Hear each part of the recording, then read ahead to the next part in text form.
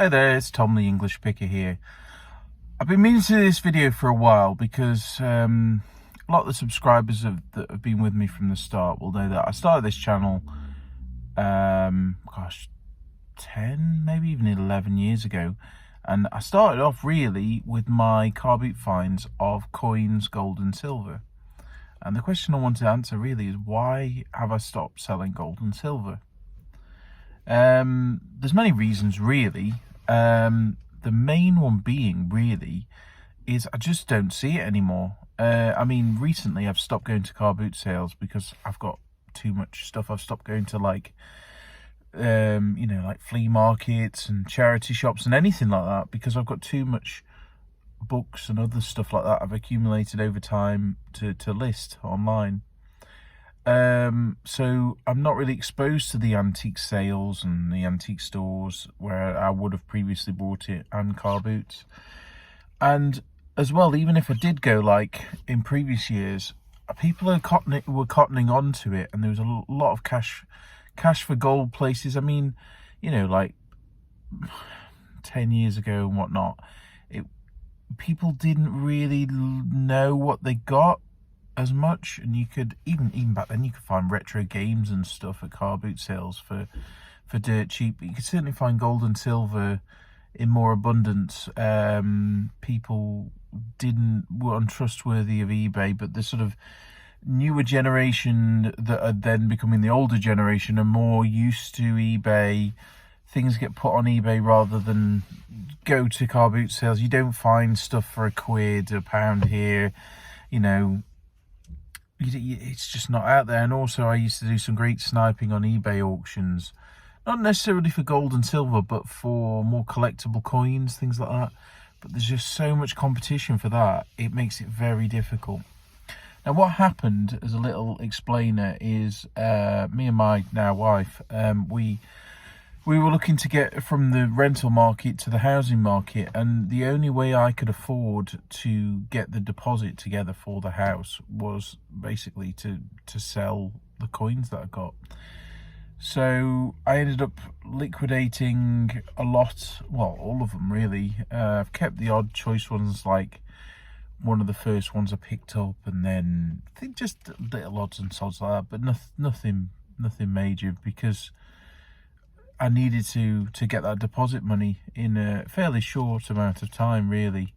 It's sad. I did spend a long time, building that collection. But I don't regret it. At the time, prices were high. I got a good price for it. And some of the stuff then still hasn't reached the peak back, like now, is not even at the peak back then. So some of the collectible stuff obviously would still hold its value, and there are a few pieces I've kept on to as kind of investment pieces, but the other reason why I didn't was because of security. I'm here on YouTube saying about I'm picking up this and picking up that. It's a risk. You're telling the world, every Joe Blogs, every kind of weirdo, because you're a bunch of weirdos if you subscribe to my channel, every weirdo out there, and being a weirdo is not a bad thing, trust me, but you're just telling them, oh look, I've got this incredibly valuable thing which you can come steal from me, and also here's my eBay shop which has got my address on it. Not that I would ever keep any of that sort of stuff at home, but it was too risky. I felt overexposed. I didn't feel safe, and what sort of tipped it over is that in the early days I had two instances. I had someone turn up at my house wanting to come for a chat about coins. Nice fella, can't remember his name, a nice fella, but it freaked my missus out big time. And then I had someone turn up at my workshop who was a little bit full on. Nice bloke, again, but he'd like coins a little bit too much, and it made me think there was a fine line between someone who's really into coins and someone who's really into wanting your coins in their pocket. And it made me think, oh crap, and a lot of these sort of other YouTubers that are in the coin space are very, very anonymous for a reason. So I thought I need to get rid of this. So yeah, I mean, I still say to people that gold and silver is a good store of value. Know why you're buying it. Know that that has the potential, like the hedge against inflation. Know that you know that there's a difference between if you've got to actually hold it rather than just getting paper gold and silver. It's still a good thing. I still recommend jewellery because it's got that intrinsic worth, but it's also got the skill and time to make it. Also collectible coins. You know, if I still see stuff, I'd still buy it and flip it. But the other reason I stopped doing it as well is because I was building a collection, and I couldn't build a business but then think, oh, I'll just keep that for my collection. And hundreds of pounds worth of stuff going into a collection, which I never intended to build. Because I was so into that world. I was into die errors and, you know, error coins and getting the right mint marks. And it's interesting. It was proper interesting, but my obsessive personality really latched onto that. And it was detrimental for my business because I ended up keeping all the good stuff. So basically that is why I got out of gold and silver. If I still pick up stuff, I will do videos about it. And if anybody's got any super cheap gold and silver they want to sell, no, I'm only messing. But yeah, it's interesting. I do still get the occasional good find, but they are few and far between these days because it's more difficult. I would love to be able to do it and, you know, buy it and flip it and do that scrap game. It was cool because you knew that it was a guaranteed payday as such. Hallmark stuff, you know, you could take it down to the refinery or a gold and silver dealer that's got a good price. You could shop about for the best price, and you knew what you got, and it was a sort of a guaranteed payday.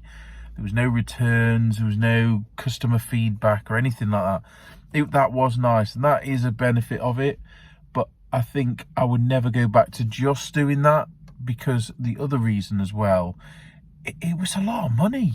You could lose your arse on stuff. You could, if you messed up and bought something that was fake or that was sort of gold plated and then it had a 9-carat hallmark on it and you've spent £400 on it, you could get yourself in deep trouble. It was too much like gambling. Now, okay, if you're paying, you know, if you're paying pennies for something, then that's okay. That's a risk I'm willing to take. But when I was starting to pay up for stuff on the chance that I could make a flip, or then the price would crash on gold and silver, and then you're out and you've got to wait it out. That was in too much of a risky business model for me. I'm much more sort of risk averse in that sense.